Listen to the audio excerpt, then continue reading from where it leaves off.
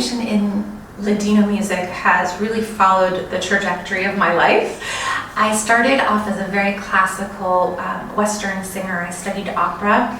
Growing up until my 20s, I thought I was going to be an opera singer, and I found myself in Israel performing and studying at the Israel Vocal Arts Institute, where my opera coach happened to be the wonderful, late, great Nico Castel, who was a terrific Ladino singer, a Hazan, and he studied with me the opera that we were supposed to be working on, but in between our opera coachings, we discovered that we shared the same Sephardic background, and he introduced me to classical Ladino repertoire.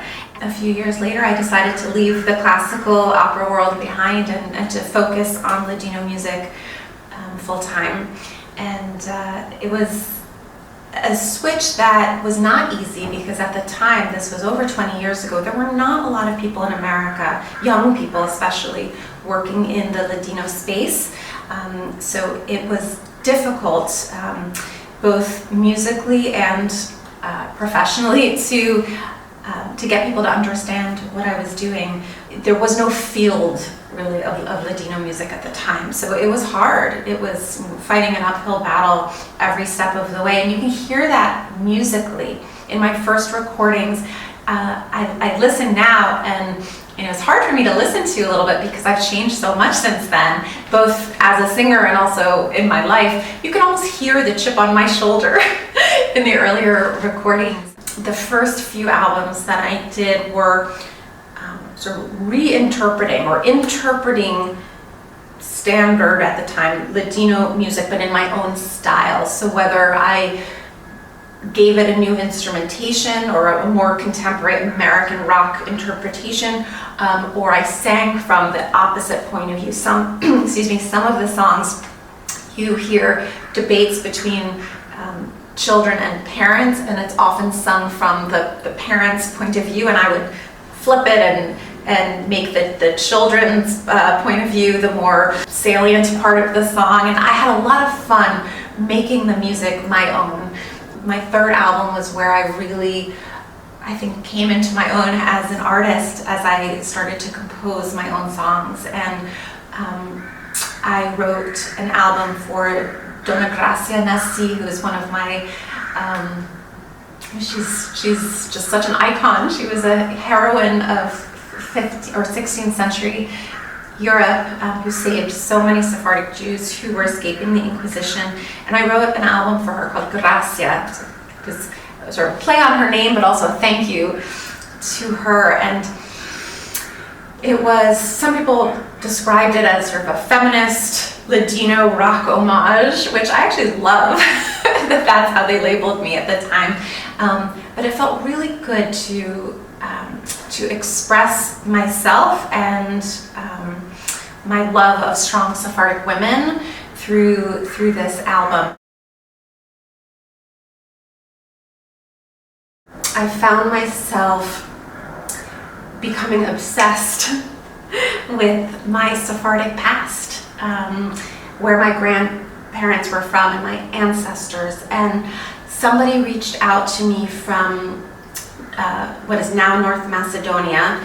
My family is from a small town that no longer exists called Monastir, and it was completely destroyed in World War II. And yet I have one surviving member of my family who was saved by a Muslim family in Albania, and she's still alive at 105 years old. And I wanted to do something for her and for the community left in Macedonia who is not Jewish, but has worked so hard to maintain shreds of Jewish history.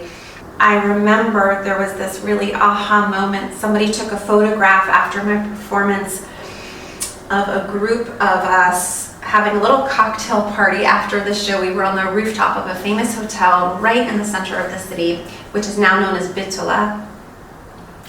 And in this one picture, you could see Macedonians, Israelis, me as the American, Jews, Christians, and Muslims all dancing and playing music together on this rooftop. And it was such a gorgeous example of what it was like to have lived there before World War II, when Jews, Christians, and Muslims were living together and creating and being one.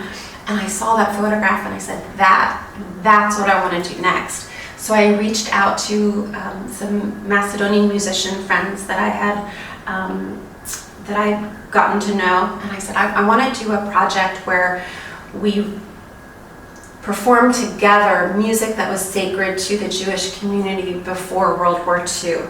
I didn't think this would be my last project, but I thought that this is going to be, my lasting legacy to not only my family, but to the greater Macedonian community. And it turned into possibly my proudest project to date. I didn't hear a lot of it growing up. I knew that it was an important part of my family, and I always tell people my first Ladino performance was my bat mitzvah. I sang the Ladino version of Ein Keloheinu, and it was a real coming out moment for me. It felt important. That was really the first time that I sang a Ladino song in public. But beyond that, it was not part of my family tradition. The food was much more obvious.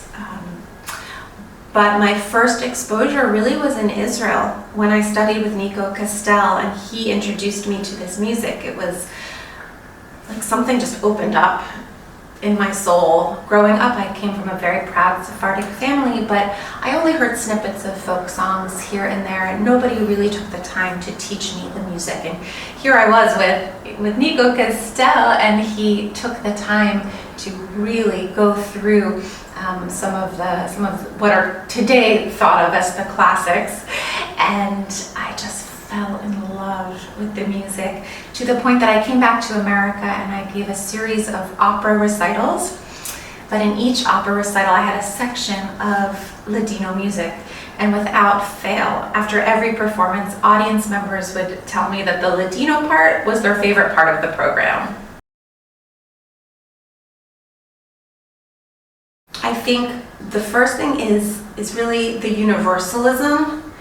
The same songs that they're writing about today, they were already writing about hundreds of years ago.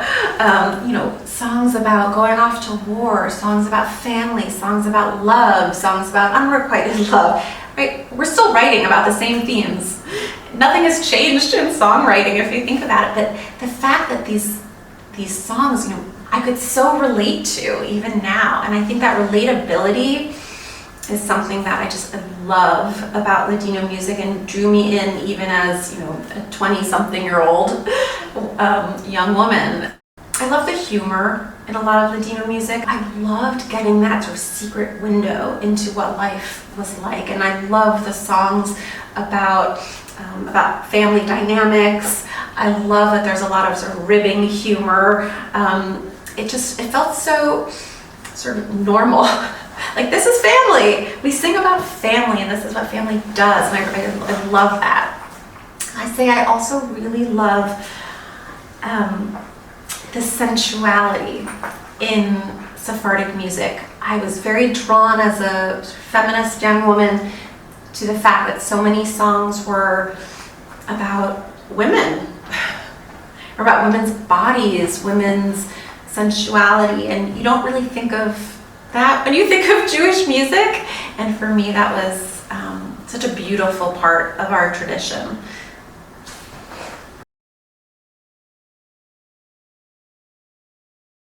I think there's a lot happening. I mean, certainly a lot more now than 20 plus years ago. It's exciting. I think there is I want to say reawakening, but maybe it's just awakening to the fact that the spectrum of Jewish music is so vast, and I think people are discovering what we've known for a long time, that this music is so rich and diverse and creative. And I'm certainly seeing many more people getting involved. I loved Flori Jagoda.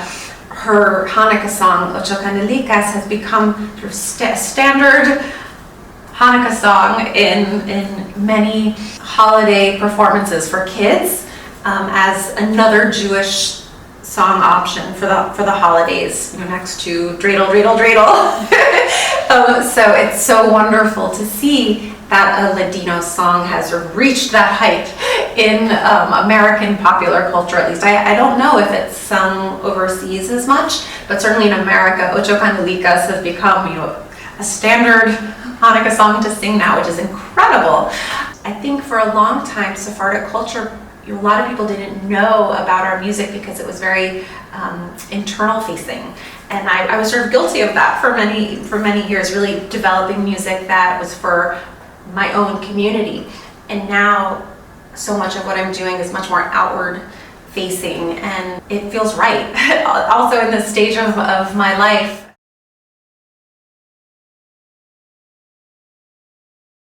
At the time, people were sending me beautiful recordings of either Hebrew music or Israeli music or just general children's music, and I thought, well, where's the Ladino music for kids? There was no such thing. I actually wanted to write an album of songs for children, and it wasn't distinctly Sephardic in any way except for the language, and I think that was also an aha moment for me in terms of how I looked at transmitting Sephardic culture as a mother. I didn't, write that album about Sephardic themes per se, but they were general songs about waking up in the morning and brushing your teeth and learning animals on a farm and different body parts. They just happen to be in Ladino, but the songs are catchy, fun songs that any child can enjoy. The only difference is that they were in Ladino. And that meant something to me, that I could create this lasting legacy for my kids, songs that were heavily influenced by them. The first time my child walked on grass barefoot, it was it was the first spring where we could go outside, and I watched her as she was toddling and touching grass with her bare feet, and it was this just beautiful moment, and I captured that rhythm in my head, and I wrote a whole song about experiencing different parts of nature for the first time. And so my kids influenced so much of how I looked at Ladino music and what I could do to express my tradition, but through this new generation. And from that, I decided, I'm creating my family. And now I want, for the first time, to do some music that had a religious component to it. Because Ladino music, as much as I love all of the secular repertoire that I have studied and have worked in, at its core, there's a spirituality to it. We can't deny that we are united by our Jewish past and present. And so I decided to write a holiday album that traced the Hebrew cycle of holidays. So I hit the biggest Jewish holidays, and I have a whole album that offers a brand new original song, bilingual in Ladino and in English, for the Jewish holidays. And I purposely did it in a bilingual way because I wanted more young families to have access to Sephardic music. And if it was daunting for them, I wanted them to have access points. I have been working for a decade now with one part of the New York public school system, which has been a really wonderful part of my career, but it was a Spanish language teacher who reached out to me 10 years ago who understood that the Sephardic cultural aspect could only enhance her Spanish department, and she brought me in, and now 10 years later I'm still working with the school system, but I bring music and I bring history and culture and art. Because it was an oral tradition for so long, so much of the music is highly repeatable. When I do teach in schools and when I do teach kids, I only pick the songs that are fairly easy and repeatable. So I teach the music thematically. So for kids I would do if it wasn't around holidays, I would do a whole unit on nature songs. There are a lot of songs about trees and fruits and things in nature. And for adults, of course, I can easily break into categories of, love and food and you name it. I mean, there is so much repertoire out there. It makes it really fun.